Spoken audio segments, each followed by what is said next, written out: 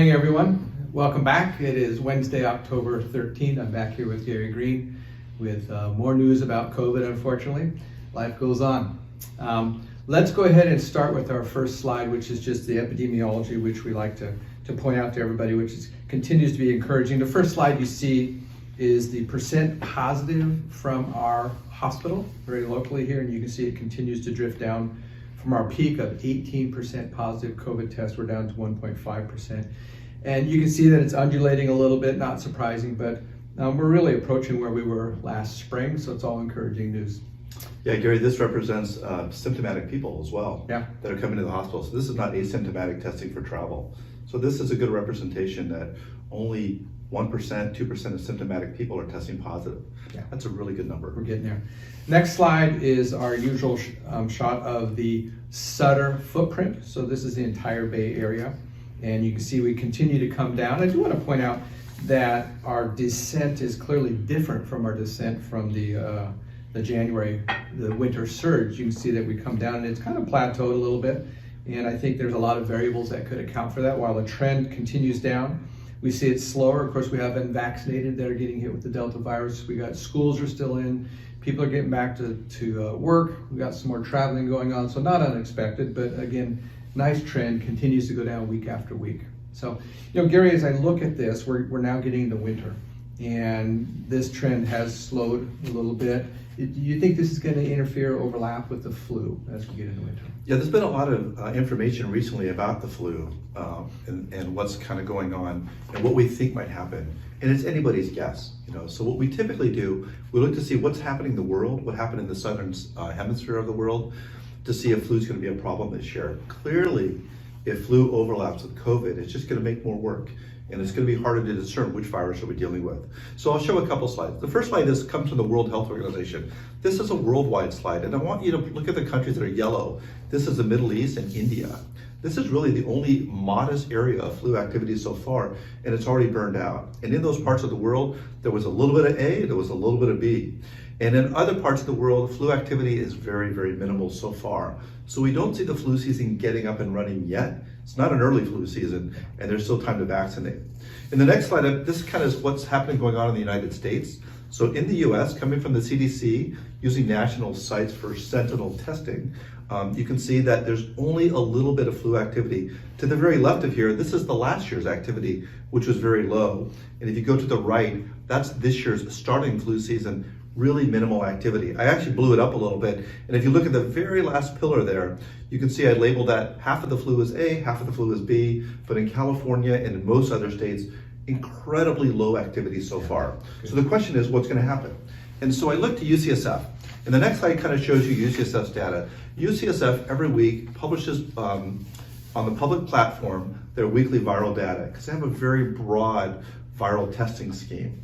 And if you look at the viral testing scheme, you'll see that the large bars here, week by week by week, and the most current one is to the right, each of these bars is rhinovirus. So we always see the cold virus. So there's always a lot of rhinovirus circulating. But if you look at some of the other bars week by week, there's a little bit of percolating RSV, and that's in the red, usually in kids. There's a little bit of parainfluenza. There's every now and then sporadic adenovirus, but we're not seeing much influenza yet. But what I think this slide tells you is that as people are going back to work, as kids are going back to school, as people are traveling more domestically and internationally, we're going to see the spread of respiratory viruses. It is the cold season of the winter, so we're all going to come indoors. There's going to be crowding indoors and on subways and in airports. And I think this could be a sign that the flu season could get off the ground.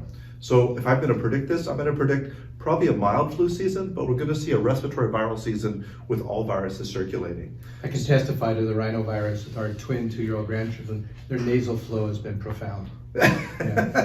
Yeah, I'll tell you, I had a little bit of a cold over the weekend, and I was like, oh my gosh, should I be tested?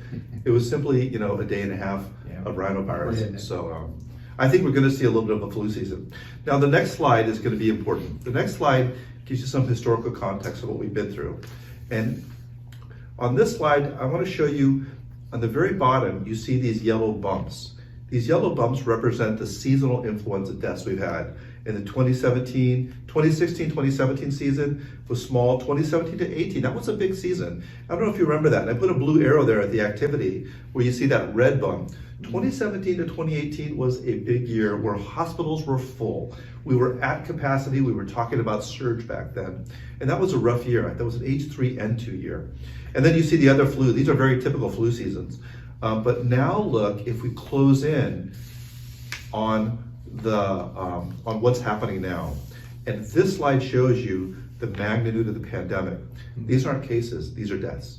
So in the blue represents what's happened with COVID deaths in the United States, how overwhelming it's been on top of the flu season. I really love this slide. It comes from the CDC, you can find it on their website. I've talked to this slide with public health and our local epidemiologist. This is an extraordinary slide, and it kind of goes back to what you mentioned last week. Wow, we have really been through a historic event. This pandemic has been a tremendous amount of activity, and it's not just a bad flu season. It's really something that's probably going to happen once in our lifetime. I think that slide really graphically says it all. This is once in 100 years.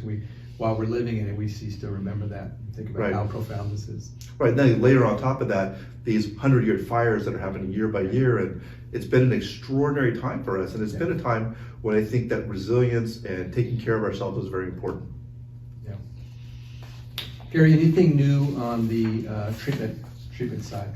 Yeah, so there's a couple things that are happening with vaccine, and there's a couple things happening on the medication side of treatment. There's a new drug that Merck is presenting to the FDA very soon. It's called I have to get this right because it's a really tough name, molnupiravir. So molnupiravir is actually, it's a ribonucleoside analog. So it's an outpatient treatment. It's kind of like the Tamiflu of COVID. And Merck has developed this drug. Actually, they acquired another company to buy this drug and bring it through research to the FDA. It's probably going to be prescribed about 800 milligrams twice a day for 5 days.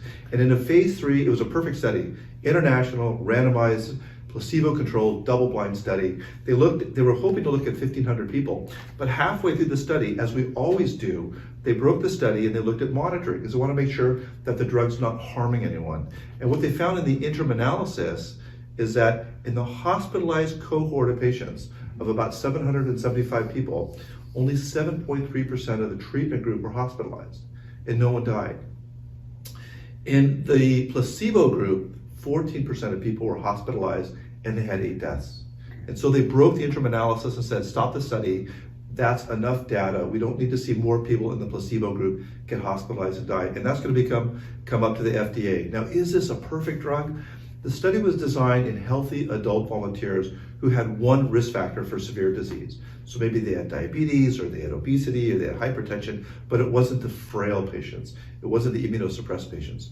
But in this study of adults who had one risk factor, there seemed to see a benefit in hospitalization and in mortality. Now, just to give you some context, Tamiflu doesn't save deaths, doesn't save lives. Tamiflu just helps your symptoms shorten by 1 day. This might have a mortality marker, and so this is going to go up in front of the FDA. Now, I'll tell you, the data that was shared was on the Merck website, and it wasn't in a published peer-reviewed journal.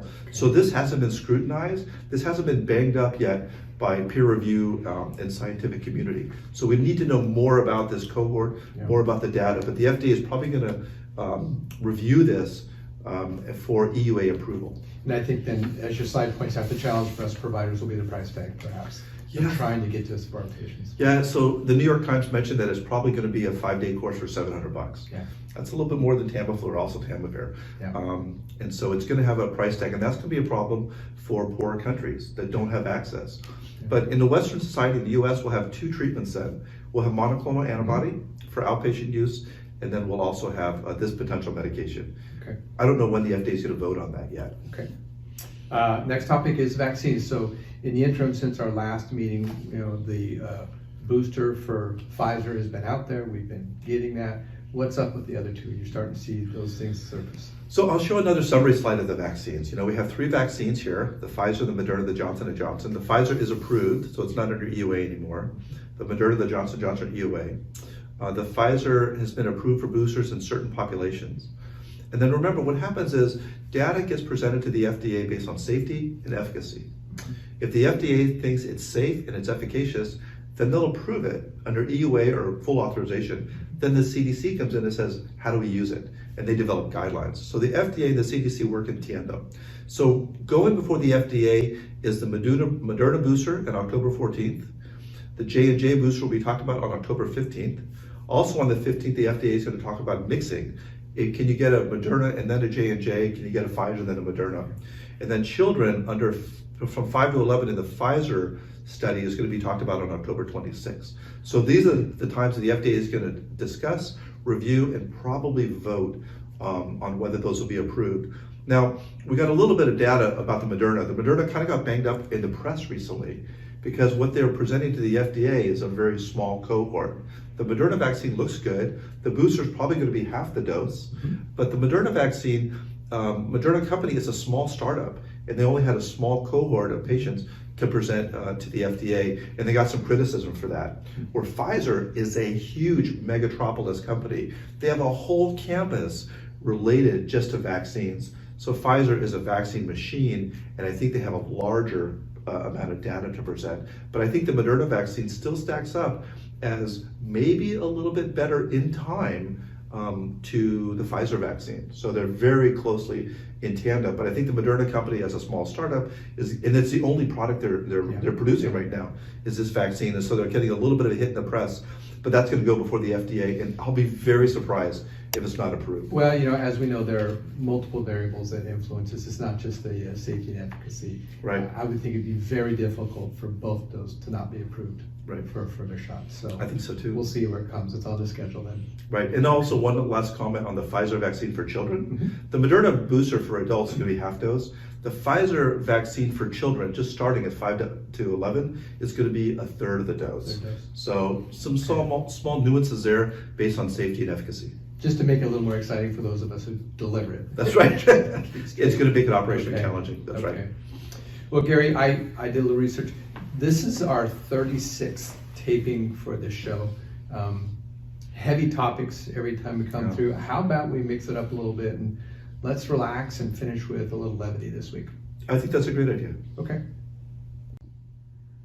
All right, welcome back. So Gary and I have gone through and picked up a few things that we thought would elevate the moment, some of our funnier slides from the pandemic. How's that? Yeah, but before we get going, Gary, I'd like to just kind of comment on this little guy you have here. So, I'm from Phoenix, Arizona, and sometimes things look kind of dry in the desert. Yeah. I think that's pretty much dead. Yeah, it's a victim of the pandemic. Yeah. I looks like something that Peter Valenzuela might have given you in the past. No comment. All right, Gary, let's get started. So we got a picture. I don't know if this is the theme or what, but what do we got going here? So, we talked a lot about masks, and clearly in the early part of the pandemic, I think people were really struggling with how to wear these masks and how to protect yourself. And so I think we've come a long way. Good. Oh, indeed. The theme is mask. Yeah, so, in the JOLT meeting, we really talked about when we were low on N95s and we didn't know if we'd get through the pandemic. We talked about, are there any other masks that we could use? And Sean Franklin, being the exceptional historian of the JOLT group, brought up this old plague mask. And we decided not to go with the plague mask because this would probably be difficult in the pediatric clinic. This might be kind of frightening. So instead, looks like you got a general surgeon involved. Yeah, so I must say Alan put his best foot forward here. He was talking about double masking. I'm not really sure that's what people really thought about double masking, but we certainly did try it out in the JOLT meeting, and we tried the best we could there. Good.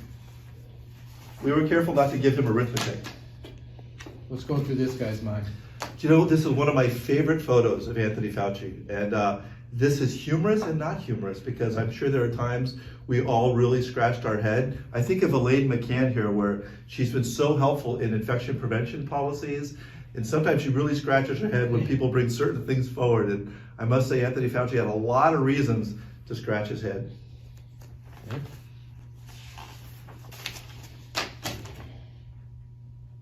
What do we got here? All right.